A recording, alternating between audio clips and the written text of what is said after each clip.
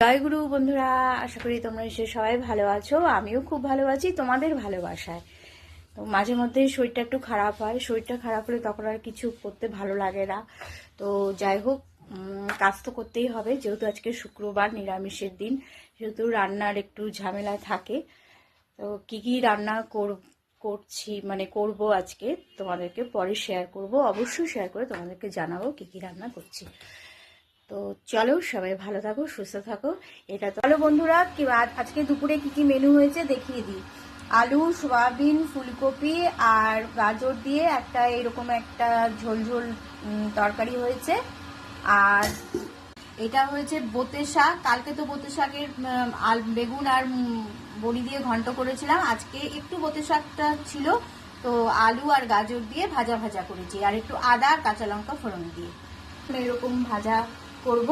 ব্যাস, এইরকম ছোট ছোট নতুন আলু খেতে তোমরা কে কে ভালোবাসো অবশ্যই কমেন্ট করে জানিও।